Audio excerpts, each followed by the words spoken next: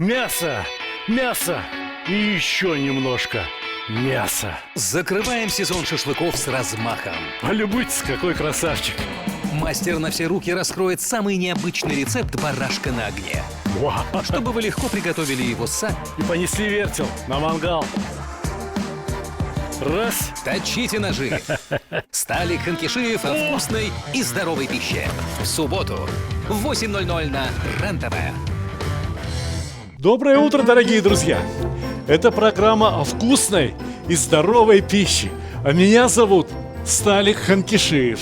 Вот вы мне скажите, пожалуйста, сколько блюд вы знаете из теста, рубленого мяса и перекрученного через мясорубку лука? Сколько? Пельмени, манты, чебуреки, пирожки, пироги, что еще? А если ко всему этому добавить еще и тандыр, а в тандыр подбросить дровишек, никакие идеи дополнительно не возникают? Самса, да? Я и сам так думал, что мясной фарш, тесто и тандыр все вместе получается самса. Так я думал, потому что никогда не бывал в Хорезме. А в Хорезме есть еще одно блюдо, очень похожее на чебуреки, очень похожее на крымско-татарское блюдо под названием янтык. Вы опять все пропустили? Вы опять не посмотрели мою замечательную, самую лучшую кулинарную программу, когда мы показывали вам про крымско-татарский янтык? Тогда для вас один путь. Вот этот QR-код, ведущий прямо в мои социальные сети. Наверстайте упущенное, тем более, что вам это узнать очень полезно. А мне пора смешивать мясо и лук. Здесь 200-250 граммов лука. Здесь 500 граммов мясного фарша. Я должен сказать, достаточно жирного мясного фарша. Я добавил с половину столовой ложки соли, добавляю четверть столовой ложки черного перца и вымешиваю фарш. Но чтобы время зря не терять, расскажу вам пока рецепт теста. Значит так, берете 1 килограмм муки, берете пол-литра молока, берете чайную ложечку, может 1,5 чайной ложечки соли. Вот вам и тесто. Но многие могут меня спросить, а нельзя ли вместо молока взять обычную воду? Ну да, конечно, можно. Тогда у вас получится обычное тесто. А хорошее тесто от обычного отличается тем, что в него добавляют кто яйца, кто молоко, кто кефир, кто масло. И все это улучшает тесто. И именно такое тесто лучше всего подходит для гуммы. Гумма. Так называются особые пирожки, которые в Ташкенте готовят совершенно иначе. Там берут такое мягкое тесто, дрожжевое, на кефире, не знаю, кто на чем. Одним словом, мягкое, очень пышное тесто. И готовят его с тем, что в простонародье называют ухо, горло, нос. Одним словом, с ливером. Там, в Ташкенте, гумму жарят в казанах в огромном количестве растительного масла. Очень похоже на беляши. А в Хорезме гуммой называют совершенно другое изделие. Давайте мы не будем вперед забегать, а то вам неинтересно смотреть будет. Итак, вот это примерно половина теста. И из этой колбаски выйдет, ну сколько? 1, 2, 3, 4, 5, 6 штук гуммы.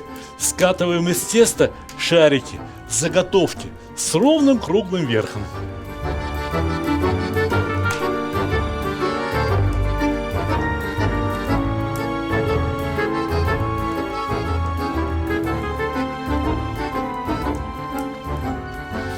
Ровные кругленькие заготовки. Из круглых заготовок листики теста тоже получатся ровными, аккуратными. И все, начинаем раскатывать.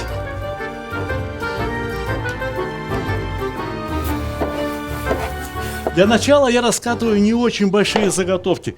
Пусть полежат вот здесь, под полотенцем, чтобы не пересохли.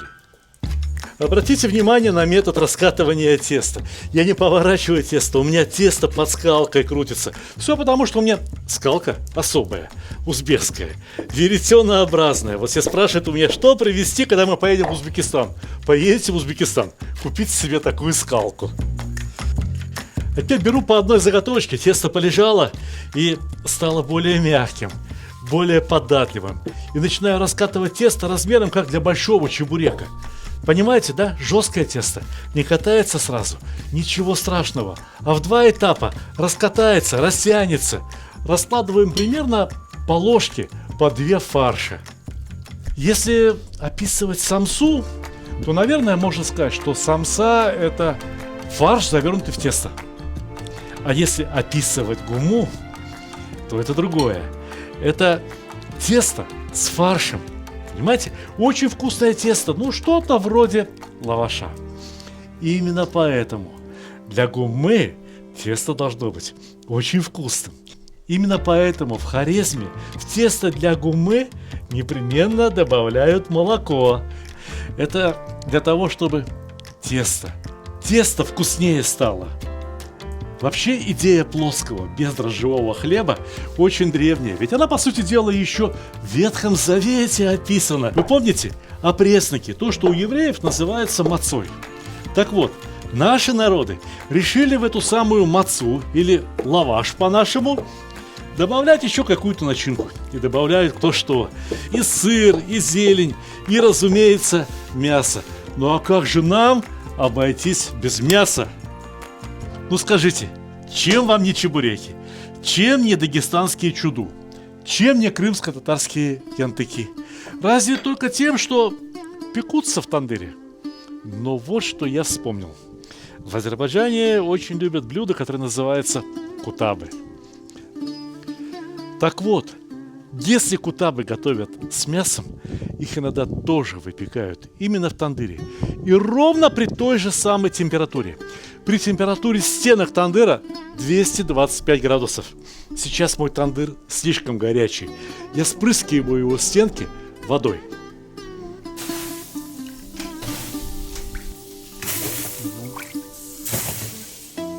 И с тандыром все люди, вне зависимости от их национальности, обращаются одинаково. Побрызгали водой, протерли стеночки тандыра от пыли, от сажи. Ведь тандыр не просто печка. Тандыр – это наш кормилец. Вот эта особая перчатка, она из Узбекистана. При помощи такой перчатки лепешки в тандыр прилепляют. А мы сейчас при помощи вот этой подушечки будем прилеплять гумму. Смотрите, она круглая, а гумма полумесяцем. Ну и хорошо. Уложили одну, а рядом другую. И обе смачиваем водой, чтобы они к тандыру прилипли. С разбегу, быстро, бегом. Раз. Следующая пара. Смочили водой, непременно смочить водой, иначе не прилипнет. В этом весь секрет.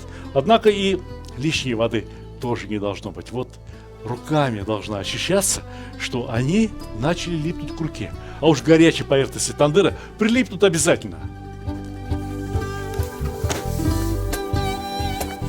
Ух!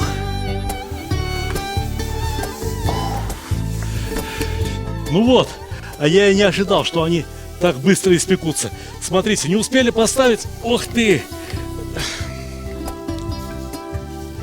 А первый уже готовый.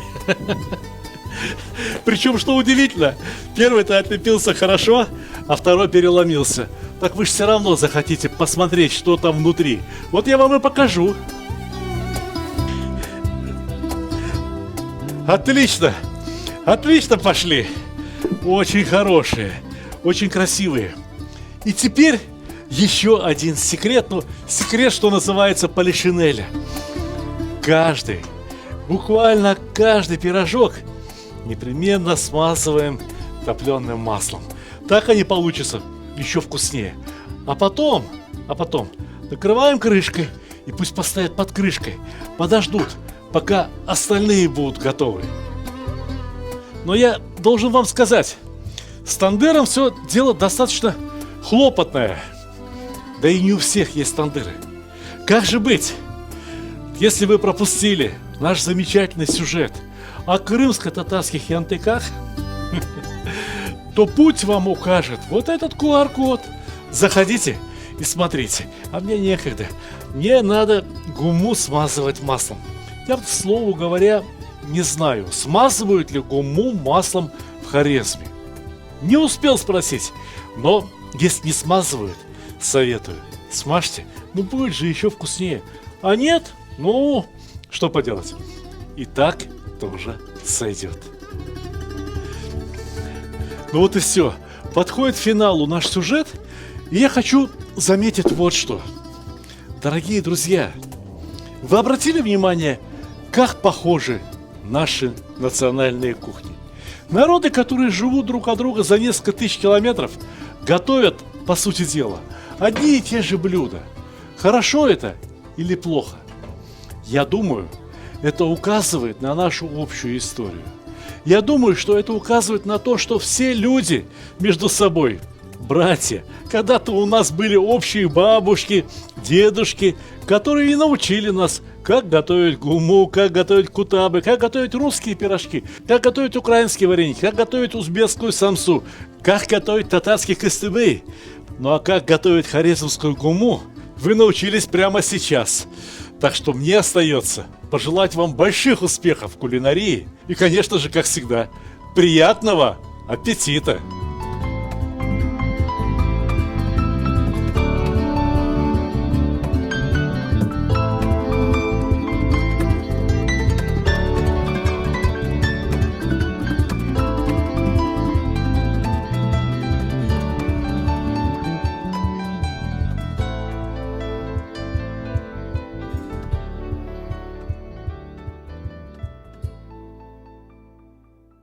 Дорогие друзья, много лет я веду кулинарные программы на телевидении, веду блоги в интернете, видеоблоги. И все эти годы я пишу книги. Но одна из книг в моей вот этой большой коллекции особенная. Эта книга написана не о родной для меня узбекской либо азербайджанской кухне, не с детства любимой немецкой либо русской, не с той кухни, куда я поехал, как в сказку, имея в виду кухню Марокко. Эта кухня посвящена чеченскому народу. Это книга о кухне чеченского народа. Это кухня богатырей и красавиц. Это кухня того народа, где все молодые ребята вырастают настоящими спортсменами. При этом девушки, на удивление, тонкие и стройные. Это книга, в которую я вложил очень много труда. Я много раз ездил в Чечню. Сначала я ехал в Чечню с некоторым ощущением смутной тревоги. Все-таки там недавно, еще так недавно была война. Там гремели взрывы, там гибли люди. Там происходили какие-то страшные события.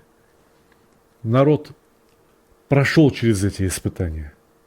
Народ сохранил себе здоровый корень. Народ сохранил себе мудрость, доброту и гостеприимство. Если хотите узнать о том, какие люди чеченцы, то начинать, может быть, стоило бы с общего стола. Понимаете? За столом происходит все только самое хорошее. За столом люди мирятся. За столом люди дружат. За столом люди воспитывают своих детей. За столом заключают договора об образовании новой семьи. Как сватовство происходит? За столом. За столом люди едят друг с другом и говорят, мы с ним пуд соли съели. Значит, что эти люди знают хорошо друг друга. Мы, люди, которые живут в России, множество разных народов, никуда не сможем деться друг от друга. Мы навсегда, мы Богом данные соседи. Мы должны узнавать друг друга, мы должны подружиться, мы должны уважать друг друга, мы должны полюбить друг друга. И проще всего это сделать через кухню. Проще всего это можно сделать через знакомство с хорошими, добрыми традициями каждого народа. Поверьте, у чеченского народа этих традиций очень много. Некоторые ребята, мои подписчики, смотрели ролики в интернете, видеоролики, которые снимались тогда же, там, в Чечне, и писали, мне запомнились комментарии многих людей. Мне люди говорили, а ведь нам надо учиться у этих людей, как жить. Понимаете? Вдруг русские люди пишут, нам надо учиться, как жить у чеченцев. Я могу и наоборот сказать. И чеченцам стоит тоже смотреть на других людей и учиться, как жить, как готовить, как развивать свою национальную кухню. Для развития национальной чеченской кухни я создал 4 рецепта, которые мои авторские рецепты, которые я решил преподнести в дар чеченскому народу. Многие считают, сами чеченцы многие считают, что кухня у них, мол, бедная. У нас же почти что ничего нет, как ты мог написать кулинарную книгу, да еще такую толстую. Пока мы работали над этой книгой, я отшучивался. Я говорил, знаешь что, про французскую, про итальянскую кухню любой дурак может написать книгу. А ты попробуй написать про чеченскую кухню книгу. Так вот, мы перевыполнили план. Мы создали, вот смотрите, видите, какая-то огромная книга. Толстая, большая, 3 килограмма весит. Напечатана, правда, она на очень хорошей бумаге, в очень хорошей типографии. Но за скобками остался материал еще на одну такую книгу о чеченской кухне. Но пока что я советую, во-первых, Мохчаву. Вот, а если чеченец, если и ингуш, братский народ, если ты просто с Кавказа парень, поддержи. Потому что каждый народ России заслуживает иметь такую кулинарную книгу. Если вы интересуетесь кулинарией Кавказа, Средней Азии, если вы полюбили всю остальную кухню, вы и это полюбите. И эти блюда тоже полюбите. Одним словом, эта книга знатный подарок для любого самого дорогого, самого уважаемого вами человека. Ее приобрести можно на сайте stalik.ru. Это мой интернет-магазин. Мы направляем книги по всей России, во многие страны СНГ, всюду, куда доходит почта. Если хотите, можно приобрести книгу с автографом. Знаете, посмотрите цены на книги, и чтобы понять, дорого это или дешево, сходите в любой книжный магазин. Посмотрите, сколько стоят там такие книги сейчас. И вы убедитесь, что цена, по которой продается эта книга, более чем скромная. Эта книга сделана не для того, чтобы деньги заработать. Эта книга сделана прежде всего для того, чтобы помочь братскому чеченскому народу создать первую в мире книгу о кухне чеченского народа. Поздравляю всех чеченцев, поздравляю всех нас, любителей кулинарии. Приходите на сайт stalik.ru. Это программа о вкусной и здоровой пище. А меня зовут Сталик Ханкишиев. Айда тандыр разжигать. Сегодня будем коптить бараньи ребрышки. Об устройстве моего тандыра я рассказывал в недавней программе. А в сегодняшней программе я расскажу о его редких возможностях. Тандыр прогреть до 150 градусов. Больше не надо.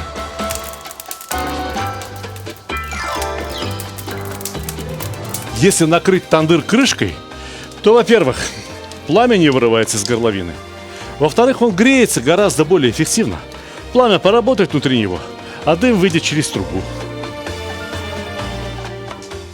Для первых упражнений с тандыром нет лучше и проще продукта, чем хорошие бараньи ребрышки.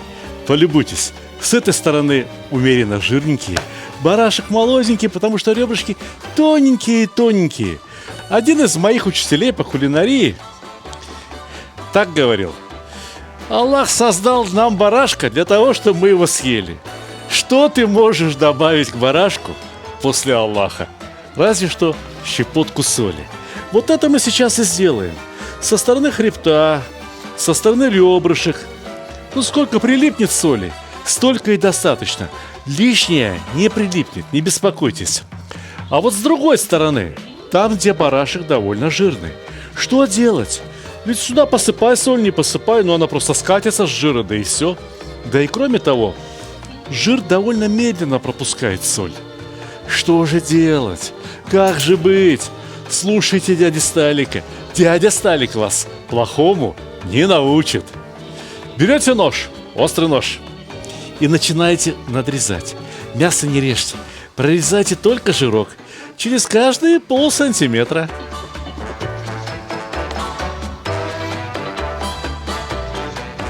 А потом наискосок, чтобы сеточка на ребрышках получилась как бы ромбиком. И то же самое со второй половинкой.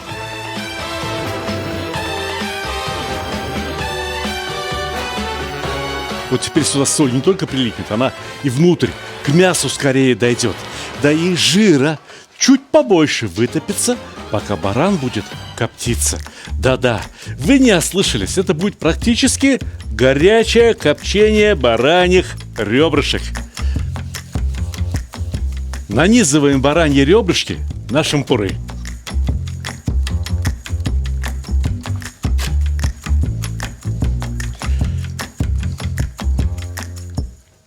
Знаете, чтобы это роскошное мясо не сползло по шампурам, снизу можно насадить картошку.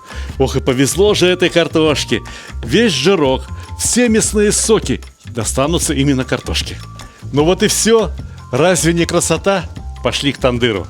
Тандыр топится уже часа 2, но на небольшом количестве дров, на углях. И тандыр нагрет всего лишь навсего до 150 градусов. Наверное, знатоки сейчас мне скажут: тандыр надо натопить, чтобы градусов 300-400. Нет, слушайте меня. Я старше вас, но я все равно слушаю тех, кто умеет готовить лучше меня. А я таких людей видел. Видел, например, на параде еды в Баку. Смотрю, идет женщина, несет таз на голове.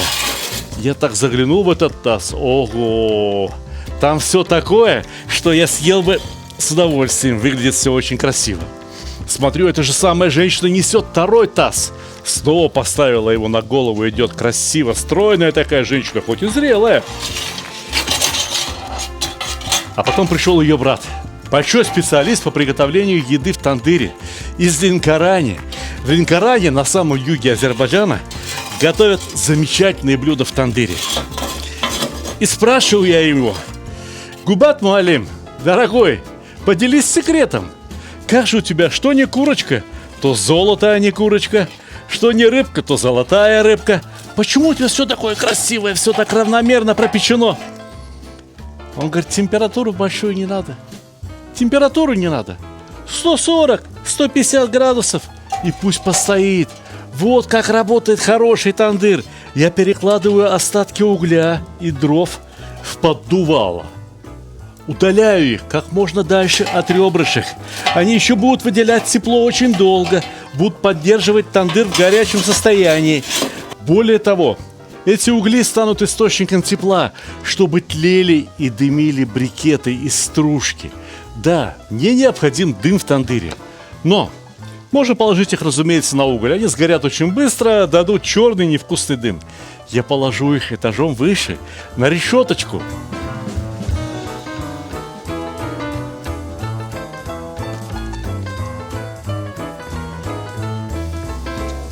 Закрываем дверцы, прикрываем поддувало, но немного воздуха оставляем, чтобы ни уголь не потух, чтобы брикетом было из-за чего дымить. Но есть у меня еще одна решетка.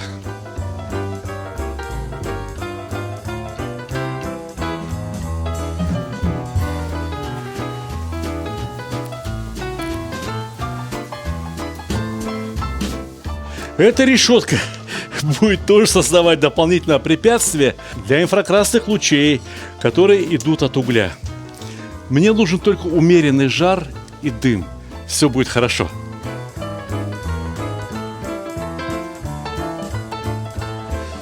Сколько времени, сколько минут должны простоять ребрышки, чтобы они получились идеально готовыми? Я не знаю, но это мне подскажет термометр.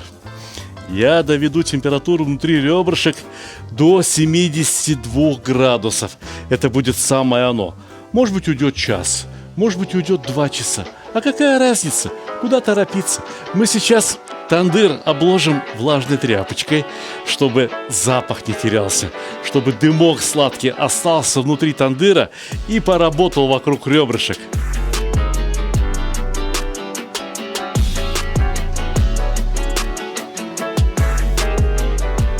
И накрываем крышкой. Ох, крышка тоже горячая. Надо было перчатками брать. Надо аккуратнее. Все, пусть стоит. Ждем. Я вам потом всю правду скажу. Сколько минут коптятся ребрышки при температуре в тандыре 150 градусов. 72 градуса. Пора открывать. Пора посмотреть, как они там, ребрышки. О, какая красота! Но это еще не все. Погодите, ребрышки ждет еще одна операция.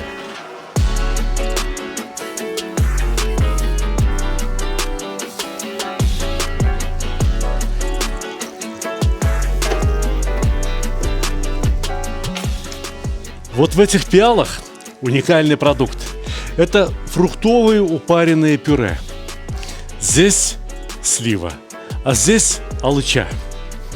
Если этим пюре смазать мясо, да еще раз поставить его в тандыр, то получится очень вкусно.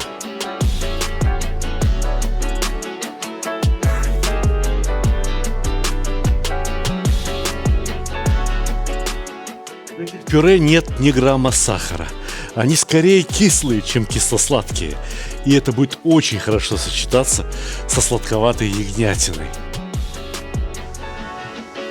И с другой стороны, разумеется,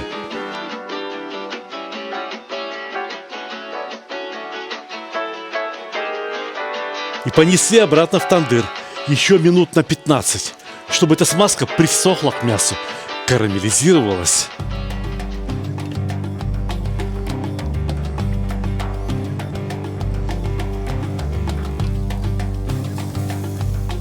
Ну а теперь накрываем и до победного конца, пока аппетит не придет.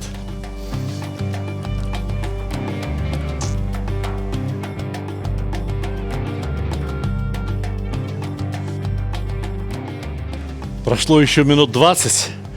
Пахнет невероятно вкусно. Все, терпеть невозможно. Я сейчас сам в голодный обморок упаду. Ох!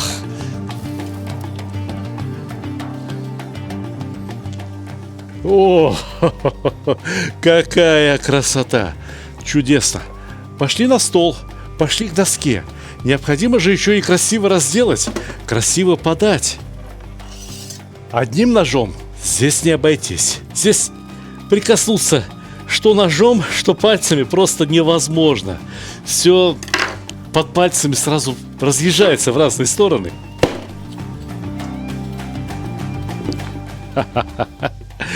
Посмотрите, чудо, а не ломтик. Вот этот жирненький мне, хорошо? И сок бежит. Вот это жалко. Ой, как это жалко.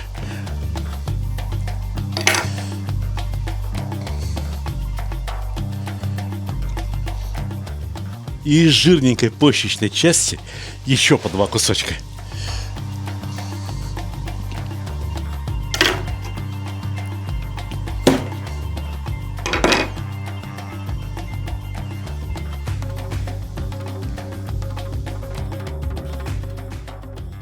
Мясо простояло в тандыре 45 минут, а после того, как его помазали соусом, еще минут 20. И оказалось, что оно более чем готово. Ну а теперь картошечка печеная. Кто же откажется?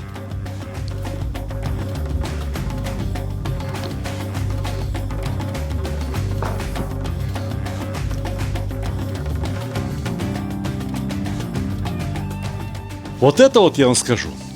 Ужин достойный настоящего мужчины. Приятного аппетита, молодые люди!